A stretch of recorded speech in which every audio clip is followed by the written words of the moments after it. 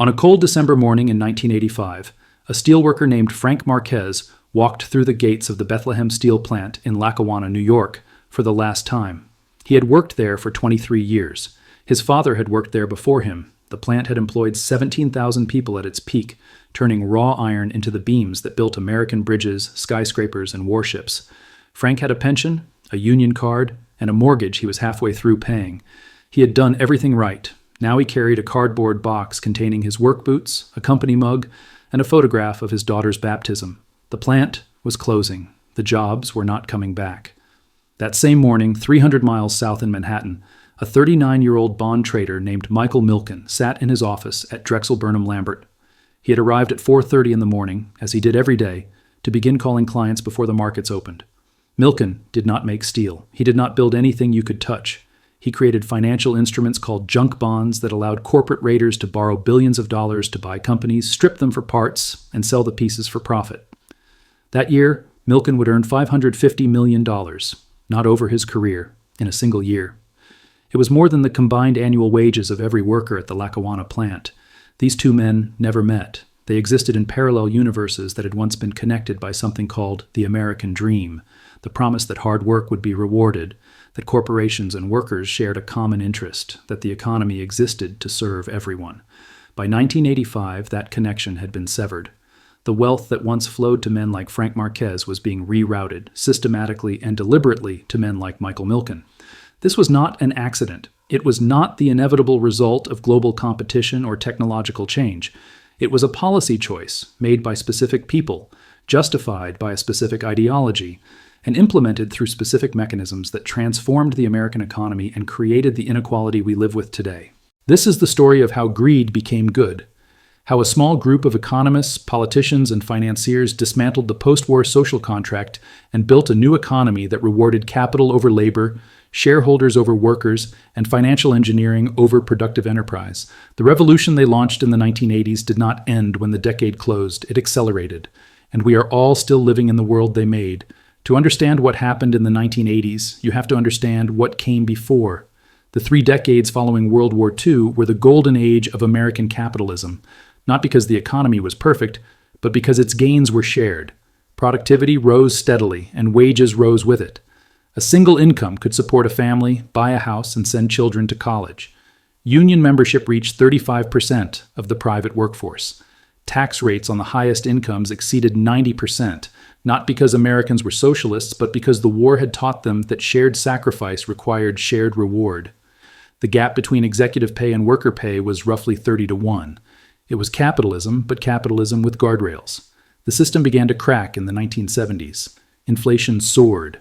Oil shocks rattled the economy. Unemployment and rising prices occurred simultaneously, a phenomenon called stagflation that existing economic models could not explain. American industry faced new competition from Japan and Germany.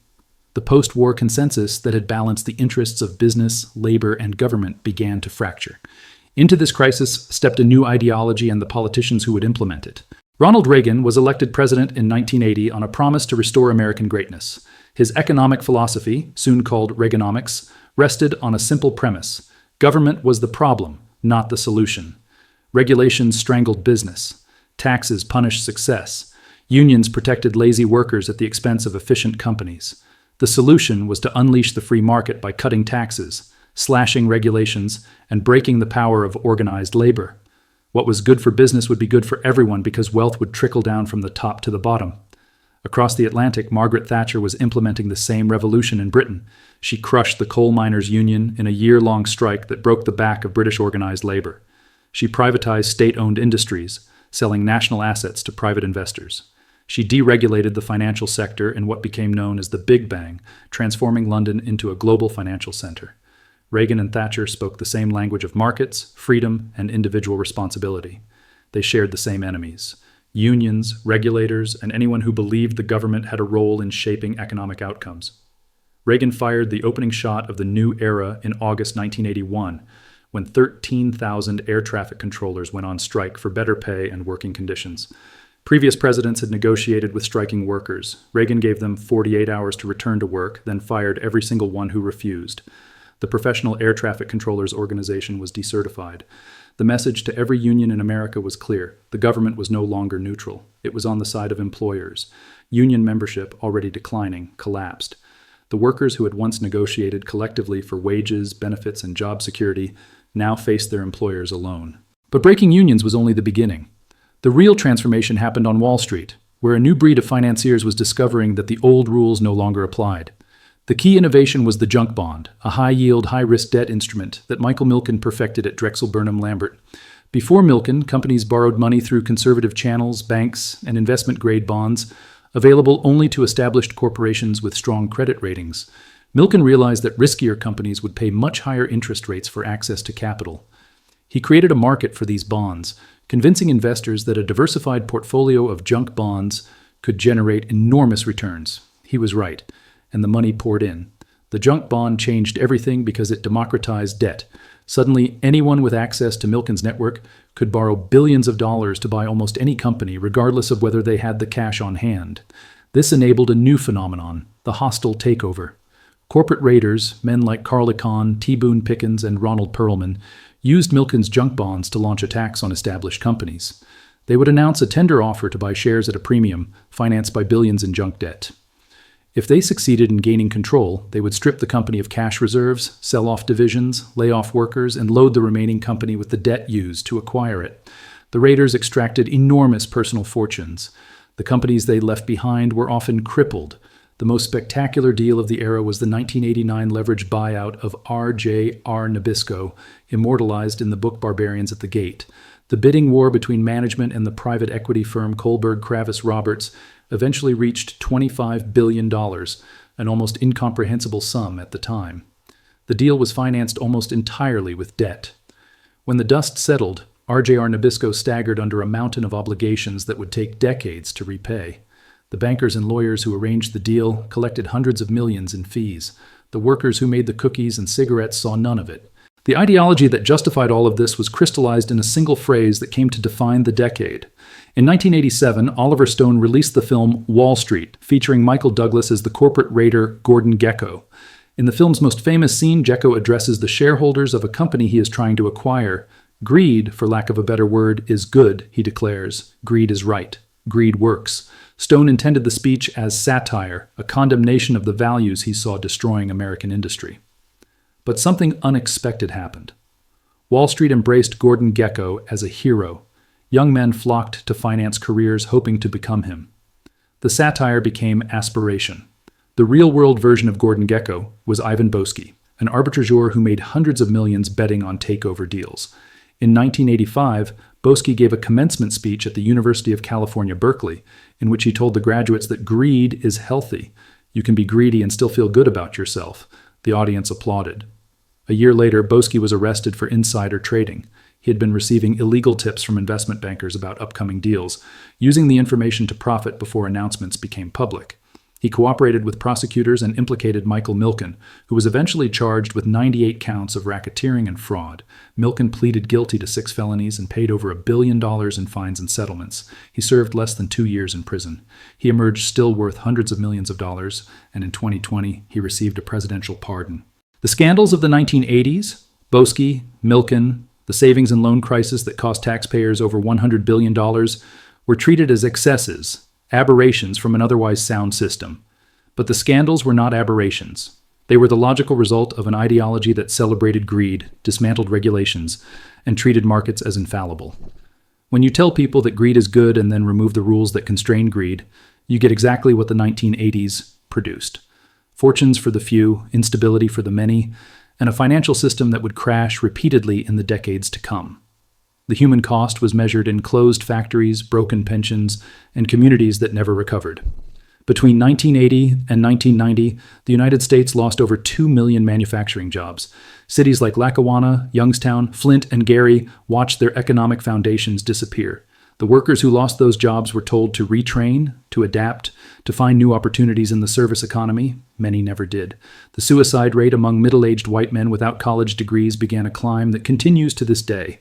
The opioid epidemic that would devastate these same communities a generation later took root in the despair that began in the 1980s. Meanwhile, the gains flowed upward. In 1980, the average CEO of a large American company earned roughly 40 times what their average worker earned. By 1990, it was 100 times. Today, it exceeds 300 times. The share of national income going to the top 1%, which had declined steadily from the 1930s through the 1970s, reversed course and began climbing. The top marginal tax rate, which had been 70% when Reagan took office, was cut to 28%. Capital gains taxes were slashed. The wealth that had once circulated through the economy in the form of wages now accumulated at the top in the form of stock options, dividends, and financial assets. The revolution did not end when Reagan left office. His successor, George H.W. Bush, continued the policies. Bill Clinton, a Democrat, signed legislation deregulating the financial sector further, repealing the Glass-Steagall Act that had separated commercial and investment banking since the Great Depression. Every president since Reagan, Republican and Democrat, has governed within the framework the 1980s created. The assumption that markets know best, that regulation stifles growth, that wealth at the top benefits everyone, became so embedded in policy that alternatives became almost unthinkable. The 2008 financial crisis, the largest economic catastrophe since the Great Depression, was the direct descendant of the 1980s revolution. The same junk bonds repackaged as mortgage-backed securities, the same over-leveraged institutions, the same confidence that markets were self-correcting, the same bailouts for the financiers, and the same devastation for workers who lost their homes. Frank Marquez, the steelworker from Lackawanna, never worked in a factory again. He found part-time work as a security guard, then as a school janitor. He lost his house in 1991. His marriage did not survive the financial strain. He died in 2007, 1 year before the financial crisis that proved everything the 1980s promised was a lie. His daughter, the one in the baptism photograph, works 2 jobs and has no pension. She will never retire. Michael Milken served his 22 months, paid his fines, and reinvented himself as a philanthropist. He funds cancer research and education initiatives. He is a regular presence at elite conferences where billionaires discuss how to solve the problems of inequality and social decay. He is worth over $6 billion today. The junk bond market he created is now worth trillions. The leveraged buyout model he enabled is now called private equity and manages over $8 trillion in assets. The philosophy he embodied, that financial engineering is more valuable than making things, that shareholders matter more than workers, that greed is good, is no longer controversial. It is simply how the economy works. The steel mill in Lackawanna is gone. The land where 17,000 people once worked is now a brownfield, contaminated soil fenced off and forgotten. Across America, 1,000 places like it tell the same story. The factories closed, the jobs left, the wealth went somewhere else. The people who stayed behind were told it was their fault for not adapting, for not moving, for not retraining, for not becoming something other than what they were, but it was never their fault. It was a choice. Made in boardrooms and treasury offices and trading floors, made by men who believed that greed was good and proved it by getting rich while everyone else got poorer. They won. They are still winning.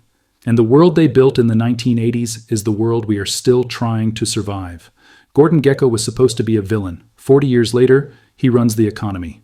Greed did not just become good. It became policy. It became law. It became the air we breathe and the water we swim in. And somewhere in a forgotten corner of a rusted city, the children of steelworkers are still waiting for the wealth to trickle down.